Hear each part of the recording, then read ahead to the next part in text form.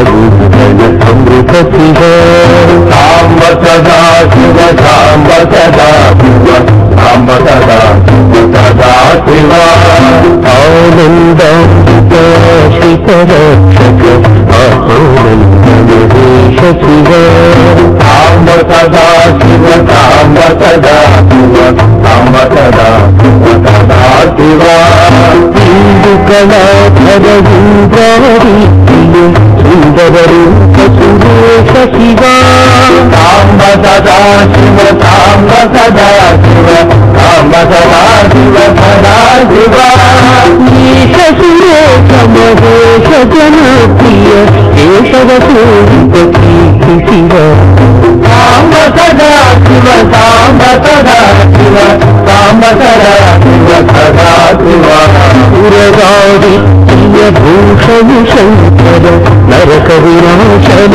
కేశ శివ సాంబ సదా శివ సాంబ సదా శివ సాంబ సదా శివ సదా శివ మూర్తిత దానవనాశ పరాకర అర్జిత పాప వినాశ శివ సాంబ సదా శివ సాంబ సదా శివ సాంబ సదా శివ సదా శివ సాంబ సదా శివ సాంబ సదా శివ సాంబ సదా శివ సదా శివ సాంబ సదా శివ సాంబ సదా శివ సాంబ సదా శివ సదా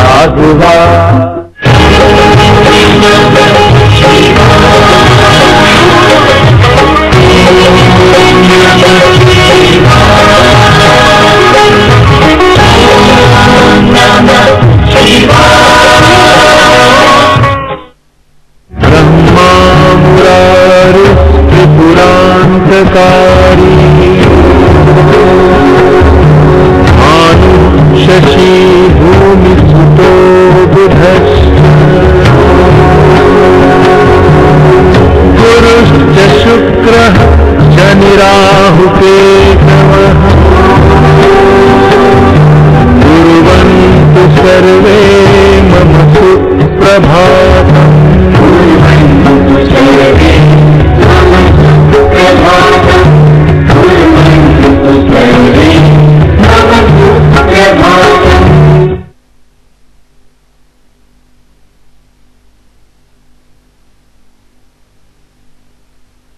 ఆధ్యాత్మికత పరిపూర్ణంగా పరిఢవిల్లే పుణ్యక్షేత్రం, పవిత్ర గంగమ్మ గలగల పారే దివ్యక్షేత్రం, విశ్వేశ్వరుడు విశ్వనాథుడై విరాజిల్లే విబుదైక క్షేత్రం కాశీ క్షేత్రం.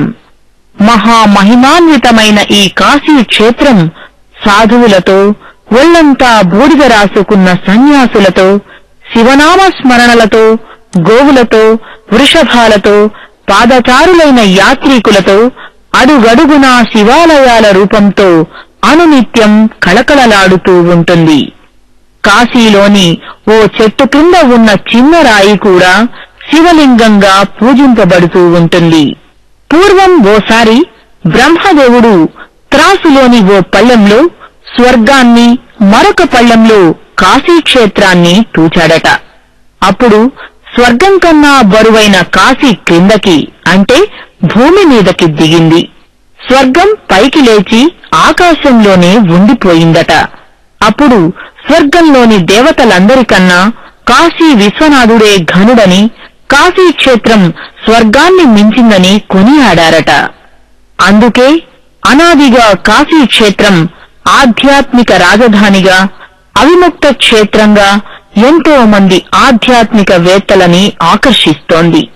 ఆదిశంకరులు, పతంజలి, రామానుజులు, రామకృష్ణ పరమహంస, తులసీదాస్ వంటి మహనీయులు ఈ కాశీక్షేత్రాన్ని దర్శించారు.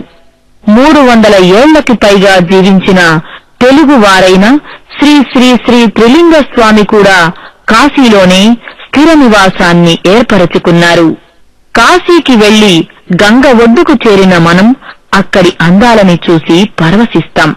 వయ్యారమైన వంపులతో హిమాలయాల నుంచి ప్రవహించే గంగానది ఉత్తర దిశగా మొదలై కాశీకి చేరుకునేదాకా దక్షిణం వైపుకు ప్రవహిస్తూ ఉంటుంది. ఇక్కడ కాశీ విశ్వేశ్వరుని అందాల ఆవాసాన్ని చూసి పరవశించిపోయి ప్రవాహ దిశను మార్చుకుని తిరిగి ఉత్తరం వైపు ప్రవహించి మరలా దక్షిణ దిక్కుకి తిరుగుతుంది. ఇదిగో ఈ గంగానది ఉత్తర ఒడ్డు నుంచి సుమారు 5 కిలోమీటర్ల దూరం దాకా కనిపించే ఆలయ శిఖరాలను, గోపురాలను చూస్తుంటే ప్రతి భక్తుని హృదయంలోనూ భక్తి భావనలు పెంపొందుతూ ఉంటాయి. వయ్యారాల గంగా ప్రవాహం కాశీలో వంపు సొంపులతో ఉంటుంది. ఈ వంపు సొంపుల దగ్గరే అనేక ఘాట్ల నిర్మాణం కూడా జరిగింది. సుమారు 80 వరకు ఉండే ప్రతి ఘాట్ కి ఓ పేరు, ప్రతి పేరు వెనుక కథ ఉంది. ఇక ఈ ఘాట్ దగ్గర కూర్చుని నదిలో పూర్తిగా మునిగి తపస్సు చేసిన మహాపురుషుల కథలను కూడా మనం కాశీవాసుల నుంచి వినవచ్చు. ముందుగా కాశీ క్షేత్రంలో గంగా నదీ తీరాన అసిఘాట్ నుంచి ఆదికేశవ ఘాట్ వరకు ఉన్న వివిధ ఘాట్ల పేర్లను, వాటి విశేషాలను తెలుసుకుందాం. అసిఘాట్, గంగామహల్, రీవా, తులసి, భదయని, జానకి, మాతా ఆనందమయి, బచ్చరాజ్, జైన్, నిషద్రాజ్, ప్రభు, పంచకోటి, చైత్ సింగ్, నిరంజని, మహానిర్వాణి, శివాల, గుల్లరియా, దండి, హనుమాన్ ఘాట్, కర్ణాటక ఘాట్, హరిశ్చంద్ర ఘాట్, విజయనగరం, కేదార్ ఘాట్, చౌకి, ఖేమేశ్వర్, మానస సరోవర్, నారద ఘాట్, రాజా, పాండే, దిగపతీయ, చౌపష్టి, రాణామహల్, దర్భంగా, మున్షి, అహల్యాబాయి, షితాల, దశాశ్వమేధ ఘాట్, ప్రయాగ్ ఘాట్, మన్ మందిర్, రాజేంద్ర ప్రసాద్, వారాహి, త్రిపుర భైరవి, మీర్, లలిత, జయాశయన్, మణికర్ణిక ఘాట్, సింధియా, సంకట, భోన్స్లా, అగ్నీశ్వర్, గణేష్, మహత్, రామ్, జతార్, గ్వాలియర్, బాలాజీ, పంచగంగ ఘాట్, దుర్గ ఘాట్, బ్రహ్మ, బుండి పర్కొట, ఫిలాల, లాల్, గడి, బదరీనారాయణ్ ఘాట్, త్రిలోచన్ ఘాట్, గోలా, నందీశ్వర్ శుక్ల, తేలియానాలా, నయా, ప్రహ్లాద్ ఘాట్, నిషాద్, రాణి, రాజ్ ఖిర్కి, ఆదికేశవ్ ఘాట్లు ఉన్నాయి. ఏ ఘాట్లో స్నానం చేస్తే ఏ పుణ్యం లభిస్తుందో చెప్పే కథలు కూడా ఎన్నో ఉన్నాయి. అయితే అసిఘాట్, కేదార్ ఘాట్, దశాశ్వమేధ ఘాట్, మణికర్ణికా ఘాట్, పంచగంగా ఘాట్ ఈ 5 ఎక్కువ మంది స్నానాలు చేస్తారు. మరికొన్ని ఘాట్ల మెట్ల మీద నిశ్శబ్దంగా కూర్చొని కళ్ళు మూసుకొని ధ్యానం చేసే భక్తులు, కాషాయాంబరధారులు మనకు మిక్కిలిగా కనిపిస్తారు.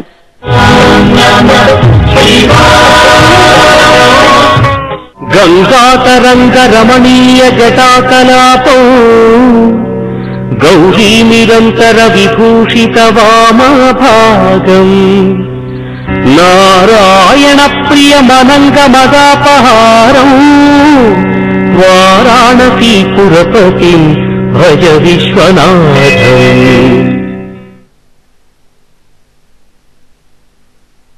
గాత్రం జటామలతాహ పరివేశయంతి. తీగలన్నీ అల్లుకుంటాయి. అల్లుకుని అలా కూర్చుని ఉండిపోయాడు. ఒళ్ళు మట్టి పట్టింది, వానబడింది. అక్కడ ఒక చిన్న మొక్క మొలిచింది, అది చెట్టు అవుతుంది. ఇప్పుడు చుట్టూ చెట్లు, తీగలు అన్ని అల్లుకుపోయి, అల్లుకుంటే ఊరుకుంటాయేంటి? దాని మీద పక్షులు వచ్చి గూళ్ళు ఎట్టాయి. ఊరుకుంటాయా? పైగా అవి గూడు పెట్టుకోవడానికి తేలిగ్గా ఉండాలంటే ఒక కన్నం ఉంటే దానికి చాలా తేలిక, అందులో పుల్లడతాయి. ఇప్పుడు వీడు కదలడుగా, అందుకని చెవుల్లోకి తెచ్చి పుల్లబెడతాయి. ఎంత ధ్యానంలో ఉన్నవాడైనా, ఎంత నిద్రపోతున్నవాడైనా చెవిలో పుల్లడితే లేచి కూర్చుంటాడు. తర్వాత స్థాయిలో ధ్యానంలో ఏమవుతాడంటే చెవిలో తెచ్చి పుల్లలు పెట్టి గూడు కడతాయి. గూడు కట్టి అవేం ఊరుకోవు, అవి గుడ్లెట్టి పిల్లలు పెడతాయి. పిల్లలెట్టి అసలు ఊరుకోవు. తెల్లవారిందో వాటి అవారి మొదలు ఈ పక్షులు ఆ చిన్నపిల్లల అమ్మ కోసం అరుస్తాయి. అదేదో ఆహారం పట్టుకొచ్చి ఇలా వచ్చి వారేపటికి వెళ్ళి కూకూ కూకూ కూకూ అని నోళ్ళు విప్పుతాయి. అదో దాంట్లో నోట్లో పెట్టి మళ్ళీ పరిగెడుతుంది, మళ్ళీ తెస్తుంది, రెండో నోట్లో పెడుతుంది. అరుపులు, కేకలు, బొబ్బలు, ఇంత అల్లరి. సర్వస్సు చిన్నైశ్వరు వర్ణిస్తాడే, గంగా తీరమనందు ఒక పెద్ద వటవృక్షంబు గలదో, దాని మీద అనేకమైనటువంటి మృగ కాక పక్షి సంఘము జీవించుతుండే అని. అలా ఈ గోళ్లలో అరుపులు, కేకలు, బొబ్బలు, ఈ పక్షుల అల్లరి ఆయనకి తెలీదు. అలా ఉండిపోయిన స్థితి శంకరా నాకు శ్రీశైలంలో ఎప్పుడైనా వస్తుందా అన్నారు శంకరాచార్యులు గారు. ఆయనకి లేక దేవుడే ధ్యానం చేసి ఆ స్థితికి వెళ్ళగలగాలను అని. కాబట్టి గాత్రం యదామలతా పరివేశయంతి కర్ణే యదా విరచయంతి ఖగాశ్చ నీడాస్.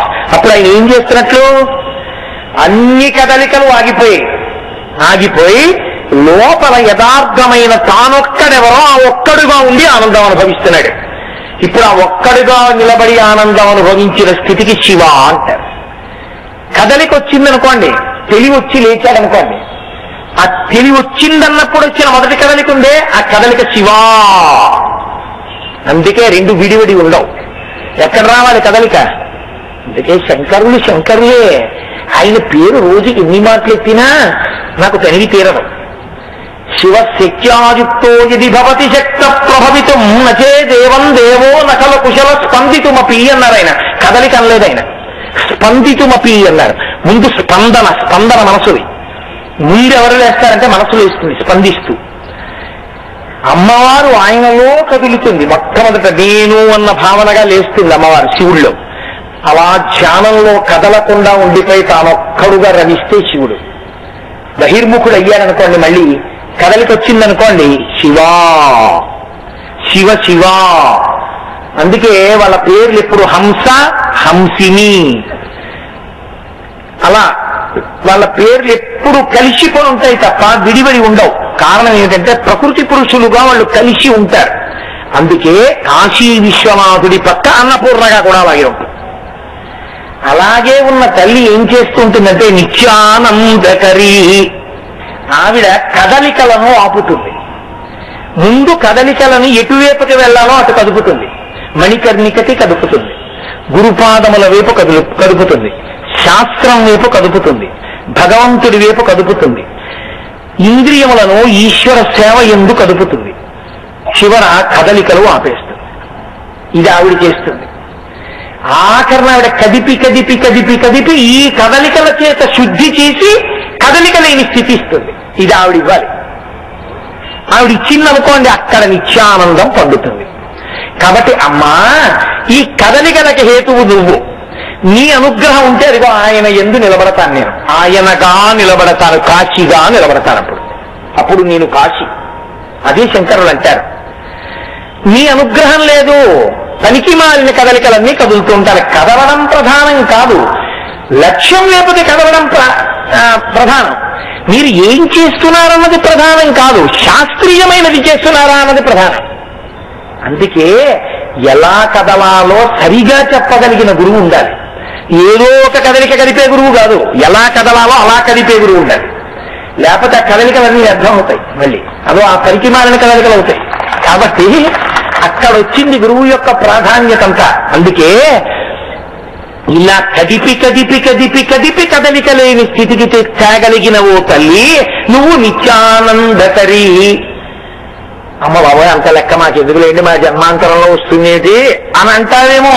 వరా అభయకరీ. ఆమె వర అభయకరీ. ఆమె రెండు చేతులతో ముద్ర పడుతుంది. విచిత్రం ఏంటో తెలుసా, నీకు కాశీ అన్నపూర్ణలో అలా కనపడదు, మీరు ఎదురుగుండా వెళ్ళి నిలబడితే కనపడదు. మీరు అనుభవంలో పొందాలి. మీ మనసు యొక్క అధ్యవసాయము చేత ఆ భక్తి మీకు పెరగాలి. వరాభయకరీ. వర అంటే మీకు వరములు ఇవ్వడం, అభయ అంటే ఏం భయం లేదు అని భయాన్ని తీర్చడం. ఈ రెండు మన జీవితాన్ని ఎప్పుడు వెంటాడతాయి. భయం దేనికి, ఉన్నది పోతుందేమో, ఇంకో భయం దేనికి, అనుకున్నది రాదేమో. ఈ రెండు నువ్వు బెంగెట్టుకోకు, నేనున్నాను అంటే. ఏమండి అమెరికా అధ్యక్షుడు అవ్వాలని అన్నపూర్ణమ్మ దగ్గరికి వెళ్తే అవుతానా అంటే, వాంఛితార్థ ప్రదాయిని, నీకు పనికొచ్చేది నీకు ఇస్తుంది. నువ్వు కోరుకున్నవన్నీ నీకు ఇవ్వలేదని అమ్మ కాదు అనుకోకు. ఏది ఇస్తే పాడైపోతావో అది ఇవ్వకుండా ఉండడంలో అమ్మతనం ఉంది అని నువ్వు గ్రహించడంలో నీ భక్తి ఉంది కాదు. ఆ పరిణితి కలగడం భక్తి. సౌందర్య రత్నాకరి అనే సౌందర్యమునందు రత్నాకరి. ఇంకా ఇటువంటిది కాదా తల్లి, సముద్రమే. అంత గొప్పది అంటే వెంటనే మీకు అనుమానం వస్తుంది. అమ్మలో అందం చూస్తే రావణుడు అన్నారుగా, మరి అమ్మ సౌందర్యం అంత గొప్పదనొచ్చా? ఇప్పుడు లోకంలో ఒకసారి భార్యని స్వీకరించిన తరువాత ఆయన మనసు ఆమె ఎందే ఉండాలి, కామములకు సంబంధించినంత వరకు. అంతకన్నా సౌందర్య రాశి లోకంలో లేదు. మా ఆవిడే అంతకత్తే. ఏ పురుషుడైనా తన భార్య ఎందు అలాగే అనాలి. అంతేకాని అసలు మా ఆవిడ కన్నా వాళ్ళ ఆవిడ బాగుంటుందన్నం దుర్మార్గం. అసలు ఆ పోలిక రాకూడదు. ఎందుకు రాకూడదు అంటే ఆమె నీకు లక్ష్మి, తల్లి. నీ ఇంటి సింహాసనంలో ఉన్నటువంటి అమ్మవారు ఎవరో, నీ పక్కింటి ఇల్లాలు అమ్మవారు నీకు. ఆవిడ నీకు నమస్కార యోగ్యురాలు, ఆవిడ కామాక్షి నీకు. తప్ప ఆవిడ అందం చూడటానికి కాదు నీకు కళ్ళున్నది. అందం చూడటానికి నీ కళ్ళు నీ భార్యకే ఉపయోగపడాలి, నీ భార్య ఎందే. అంతే, అంతవరకే శాస్త్రం. దాటడానికి వీల్లేదు. చెయ్యని కథ అది దాటి వెళ్ళడానికి వీల్లేదు పురుషుడి యొక్క దృష్టి. అలా దాటేవా శాస్త్ర విరుద్ధం. అలాగే సౌందర్య రత్నాకరి అంటే అమ్మలో సౌందర్యం చూస్తావా? మరి నా భార్య కన్నా పక్కవాడి భార్య బాగుందన్నమే అంత తప్పైతే, మా అమ్మ కన్నా మీ అమ్మ బాగుంటుందనే దరిద్రుడు ఎవరైనా ఉంటారా లోకంలో? ఉండడు. 80 ఏళ్ళు రానివ్వండి, 90 ఏళ్ళు రానివ్వండి, 100 ఏళ్ళు రానివ్వండి, అమ్మ కొడుకు అంటే అంతే ఆ సంబంధం. అమ్మ కొడుకే కాదు, కూతురు తల్లి అంతే ఆ సంబంధం. అమ్మ అందం కాదు. 96 ఏళ్ళు వచ్చేసాయి అమ్మకి. అమ్మ చర్మం ఇలా ముడతలు పడిపోయింది. ఆ ముడతలు ఇలా విప్పితే, పువ్వుని విప్పినట్టు ఇలా విప్పితే ఈ ముడతలన్నీ ఇటువైపు కెరకాల్లా ఇటువైపు కెరకాల్లా ఇటు వెళ్ళిపోతే మెత్తగా అయిపోయి నల్లగా నీలంగా నరం కనపడుతూ ఉంటుంది. ఇలా అంటే అమ్మ ఇలా కింద వేలాడుతుంటుంది ఆవు గంగడోల్లా.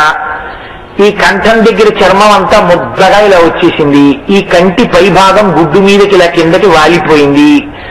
ముదురంతా ముడతలు. వెళ్లి కూర్చుని ఆ ముడతలతో ఉన్న అమ్మ చెయ్యి పట్టుకుని ఇలా తొడ మీద పెట్టుకుని అమ్మ అంటే ఎంత సంతోషం మా అమ్మ అని.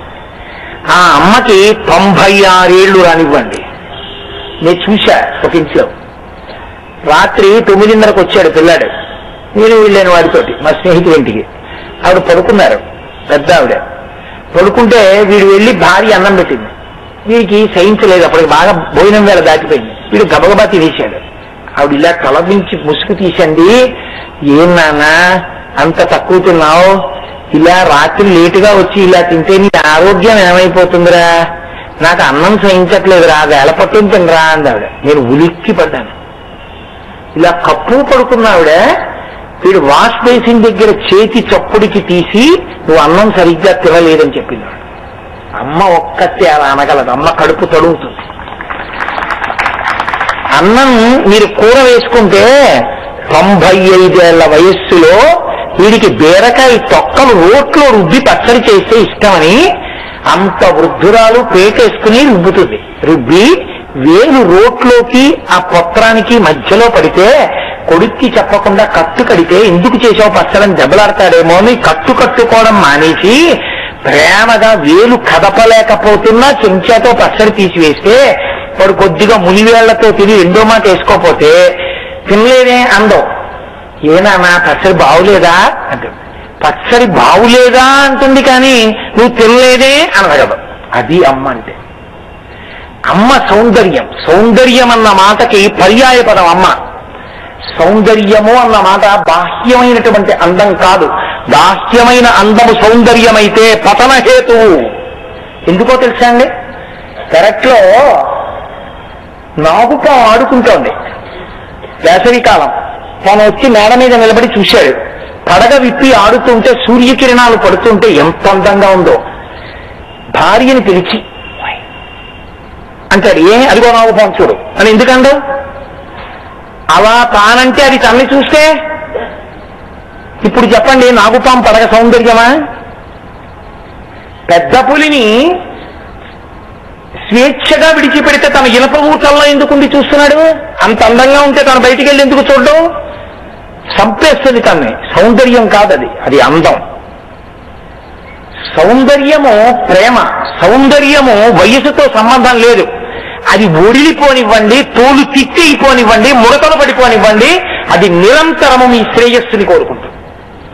నేను ఒకప్పుడు ఒక సంఘటన చూసి శంకరాచార్యుల వారు సౌందర్య లహరి అని ఎందుకు పిలిచారో నాకు కళ్ళంబట నీళ్లు కారాయి నిజంగా. నా స్నేహితుడు ఒకడు నన్ను ఒక ఉపకారం అయ్యాడు. ఏమయ్యా నువ్వు వస్తే ఆ పని అయిపోతుంది కాస్త, ఎందుకంటే నిన్ను బాగా తెలుసు వాళ్ళకి, కోటేశ్వరరావు వచ్చి అడిగారని చెప్పి వాళ్ళు వెంటనే చేసి పెడతారు, కాస్త నాతో రాగలవా అని అడిగాడు. తప్పకుండా వస్తాను లేవా అని సాయంకాలం 4 ఆఫీస్ నుంచి బయలుదేరాం ఇద్దరం. వెళుతుంటే అతను అన్నాడు, ముందు సందులోనే మా ఇల్లు కాఫీ తాగెడదాంలే రా అన్నాడు. ఇప్పుడు ఎందుకు లేవా పద అన్నాడు. అంటే కాదు కాఫీ తాగెడదాం, మా అమ్మగారు ఉన్నారులే, కాఫీ ఇస్తారు రా అన్నాడు. అంటే వెళ్ళాం. వెడితే ఆవిడ తలుపు తీసింది. వాళ్ళ అమ్మగారికి నాన్న ఈ టైంలో వచ్చేవాడి, ఇంకా ఆఫీస్ టైం అవలేదుగా అంది.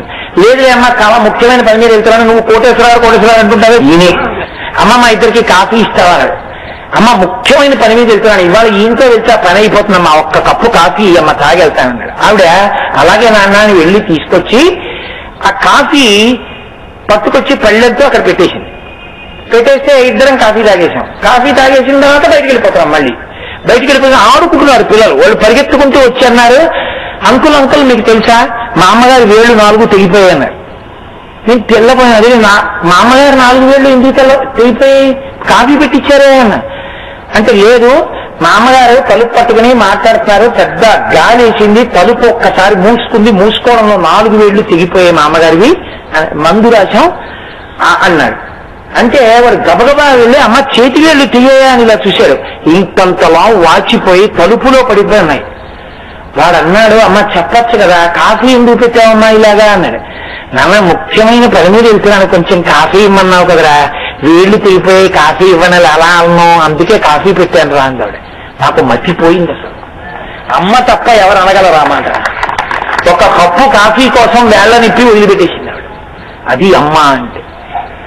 అందుకే శంకరులు అమ్మయే సౌందర్యం అన్నాడు. ఎప్పుడూ నీ అభ్యున్నతే కోరుతుంది.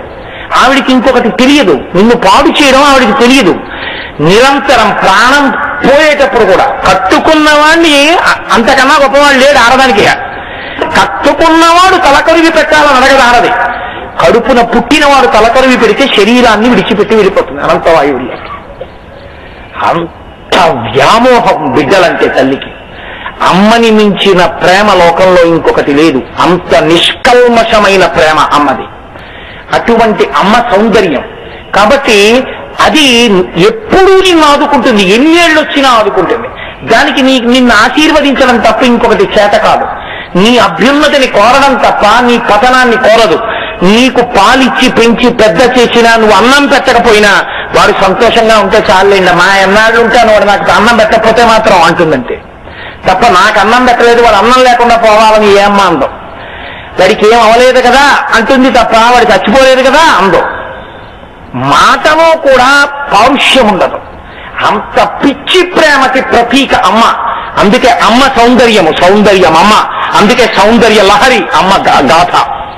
అది మా శంకర భగవత్పాదుల గొప్పతనం. మా కాదు మన. అంటే ఒక పేరు పెట్టారంటే శంకరులు అలా ఉంటుంది. అది శివానంద లహరి అంటే ఇది మాతా సౌందర్య లహరి అనలేదు ఆయన. అది శివానంద లహరి. అమ్మయే సౌందర్యం, ఇక పల్లి పక్కన మాత ఎందుకు, అందుకే సౌందర్య లహరి అంతే. శంకరులు ఎంత అనుభవించారో చూడండి అమ్మ ప్రేమని. సన్యాసి అయినా అమ్మకంత పెద్దపీట వేశారు. అమ్మని తక్కువ చేసి చూడడం ఈ జాతిలో ఎప్పుడూ లేదు. అంత గొప్పది. అందుకే మొట్టమొదటి గురువు కూడా ఆవిడే. మాతృదేవో భవ. అమ్మా నువ్వు అటువంటి దానివి. అమ్మలకి అమ్మవి. ఈ శరీరానికి అమ్మ ఒక్కటుంది. కోట్ల జన్మలలో కోట్ల అమ్మలు ఉన్నారు. కానీ ఎప్పటికీ ఆయన ఏ రూపంలో ఉన్నా, క్రిమిగా ఉన్నా, కీటకంగా ఉన్నా, జంతువుగా ఉన్నా, మనిషిగా ఉన్నా, దేవతగా ఉన్నా, అమ్మా నాకు అమ్మవి నువ్వే. కాబట్టి సౌందర్య రత్నాచలి నిర్ధూతాకిల ఘోర పాపనికరి. ఘోరపావనకరి అని తప్పు జరిగేస్తున్నారు. ఇవాళ ప్రింట్లన్నీ అలా పడిపోతున్నాయి. తప్పది. ఘోర పాపనికరి కాశీపురాధీశ్వరి నిర్ధూతాకిల ఘోర పాపనికరి. భయంకరమైనటువంటి పాపములు చేసిన వాడి పాపములను కూడా కడిగేస్తావమ్మా. వాత్సల్యం అమ్మనిది. అందుకే ఈశానాం జగతోస్య వెంకటపతే విష్ణోః పరాం ప్రేయసీం తద్వక్షస్థల నిత్యమాత రసికాం తక్షాంతి సంవర్ధినీం. తల్లి నువ్వు వాత్సల్య స్వరూపానివి. నీకు అయ్యో వీడి పాపములను కడగడమా, అని ఆలోచించవు, నీ కాళ్ళు పట్టుకుంటే పాపాలు కడిగేస్తావు. ఎంత నచ్చ చెప్పిందండి సీతమ్మగా రావణుడికి. రే మనసు మార్చుకోరా, మనసు మార్చుకోరా, అన్ని తప్పు మాటలు మాట్లాడుతున్నా వాడు చచ్చిపోవడం ఆవిడకి ఇష్టం లేదు. ఆవిడ మాతృస్వరూపం అంటే సుందరకాండ యందు అమ్మ సౌందర్యము అభివ్యక్తమైంది కాబట్టి సుందరకాండది.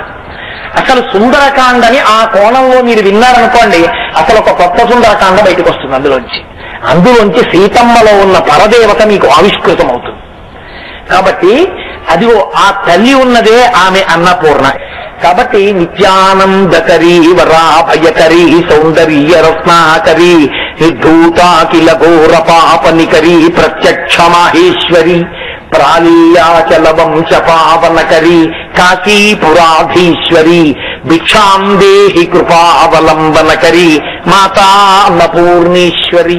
బ్రహ్మమురారిసురార్చితలింగం నిర్మలభాసిత శోభితలింగం జన్మజ దుఃఖ వినాశకలింగం తత్ప్రణమామి సదాశివలింగం దేవముని ప్రవరార్చితలింగం కామదహన కరుణాకరలింగం రావణ దత్త వినాశకలింగం తత్ప్రణమామి సదాశివలింగం సర్వసుగంధతు లేపితలింగం బుద్ధి వివర్ధన కారణలింగం సిద్ధసురాసురస్వందితలింగం తత్ప్రణమామి సదాశివలింగం కనక మహామణి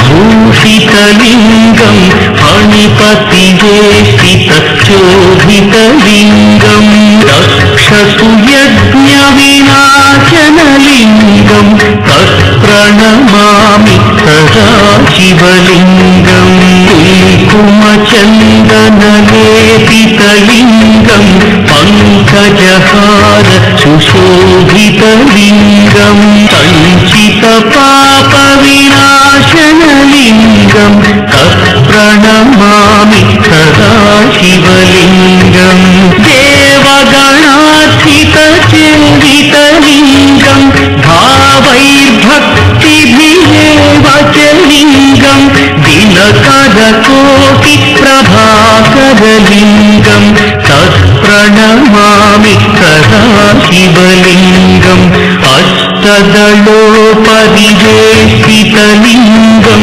సర్వసముద్భవ కారణలింగం అష్టదరిద్ర్య వినాశనలింగం తత్ప్రణమామి సదాశివలింగం సురగురు సురవర పూజితలింగం సురవన పుష్ప సదాచితలింగం పరమపద